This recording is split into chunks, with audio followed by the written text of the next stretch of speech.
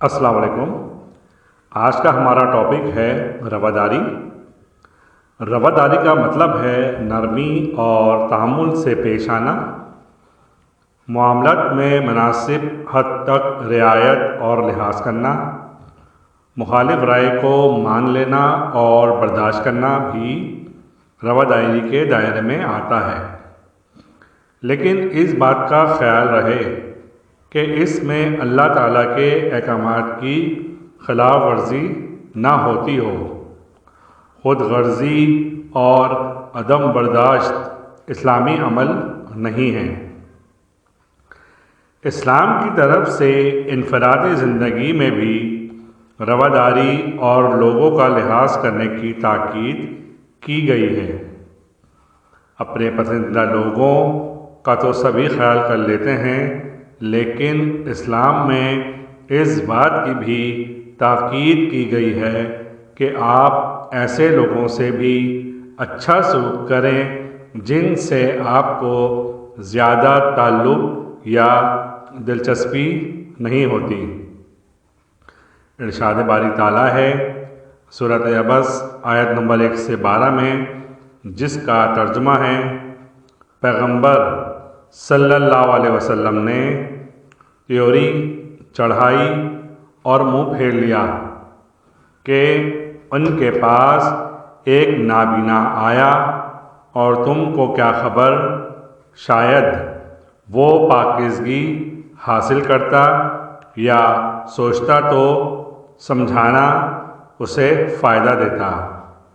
جو پرواہ نہیں کرتا اس کی طرف تو تم توجہ کرتے ہو، حالانکہ اگر وہ نہ سنورے تو تم پر کچھ الزام نہیں، اور وہ جو تمہارے پاس دوڑتا ہوا آیا اور وہ اللہ سے ڈرتا بھی ہے، اس سے تم بے رخی کرتے ہو۔ دیکھو یہ قرآن نصیحت ہے، پس جو چاہے اسے یاد رکھے۔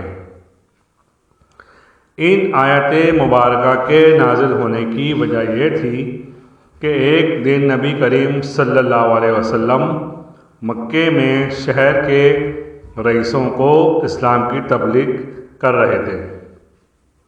مکے کے رئیس لوگ بہت مغرور اور خود پسند تھے۔ وہ اپنی محفلوں میں کسی ایسے شخص کی موجودگی پسند نہیں کرتے تھے جو حیثیت میں ان سے کم ہو۔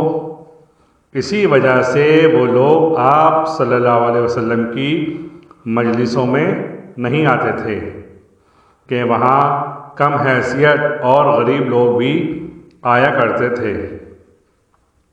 اس محفل میں ایک غریب اور نابینا مسلمان عبداللہ بن ام مکتوم رضی اللہ تعالیٰ عنہ بھی آ کر بیٹھ گئے اور نبی کریم صلی اللہ علیہ وسلم سے کچھ پوچھنا چاہا، لیکن آپ صلی اللہ علیہ وسلم نے ان پر زیادہ توجہ نہ دی، کیونکہ آپ صلی اللہ علیہ وسلم کو ان کا گفتگو کے دوران دخل انداز ہونا پسند نہیں آیا، جو آپ صلی اللہ علیہ وسلم کے چہرے مبارک پر ظاہر ہو گیا۔ نبی کریم صلی اللہ علیہ وسلم کو اس وقت یہ گمان ہوا کہ حضرت عبداللہ بن ام مکتوم رضی اللہ تعالیٰ عنہ تو پہلے ہی سے مسلمان ہیں، ان کے لیے تو سوال کے بہت سے مواقع ہیں، وہ اپنی تسلی کر سکتے ہیں، لیکن اگر قریش کے سردار مسلمان ہو گئے تو ان کے اسلام قبول کر لینے سے مکے میں دین پھیلے گا۔ اس واقعے کے بعد آپ صلی اللہ علیہ وسلم اپنے گھر تشریف لے گئے، جہاں یہ آیت نازل ہوئی۔ رواداری کی بہترین مثال حضرت محمد صلی اللہ علیہ وسلم کی ہجرت کے وقت انصار اور مہاجرین کی دوستی ہے۔ مدینے کے انصار نے رواداری کا بہترین مظاہرہ کرتے ہوئے مہاجرین کو مدینے میں بسنے پر بھرپور مدد کی۔ اس سنہ میثاق مدینہ اسلامی رواداری کی ایک عظیم دستاویز ہے، جس میں دوسرے مذاہب کے ماننے والوں کو بھی مدینے کے مسلم معاشرے کا حصہ سمجھا گیا۔ جس وقت یہ معاہدہ ہوا اس وقت مدینے میں مسلمانوں کے علاوہ یہودی اور مشرک بھی آباد تھے، جنہیں مذہبی آزادی دی گئی اور کسی کو زبردستی اسلام قبول کرنے پر مجبور نہیں کیا گیا۔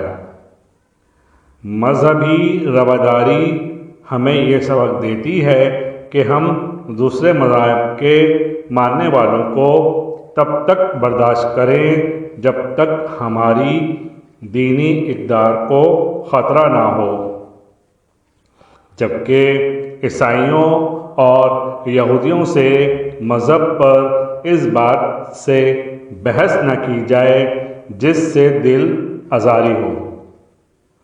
قرآن میں فرمایا گیا ہے، سورۃ العنکبوت آیت نمبر 46 میں، جس کا ترجمہ یہ ہے، اور اہل کتاب سے بحث نہ کرو مگر ایسے طریقے سے کہ نہایت اچھا ہو۔ ہاں، جو ان میں سے بے انصافی کریں ان کے ساتھ اس طرح مجادلہ کرو اور کہہ دو کہ جو کتاب ہم پر اتری اور جو کتابیں تم پر اتری ہم سب پر ایمان رکھتے ہیں، اور ہمارا تمہارا معبود ایک ہی ہے اور ہم اسی کے فرما بردار ہیں۔ اس طرح قرآن میں بت پرستوں کو بھی ان کے عقائد کے حوالے سے برا کہنے سے منع کیا گیا۔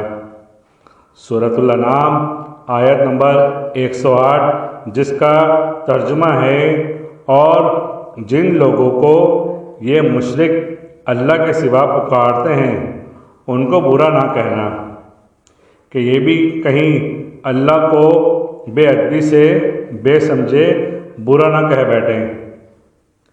اس طرح ہم نے ہر ایک فرقے کے اعمال ان کی نظروں میں اچھے کر کے دکھائے ہیں، پھر ان کو اپنے پروردگار کی طرف لوٹ کر جانا ہے، تب وہ ان کو بتائے گا کہ وہ کیا کرتے تھے۔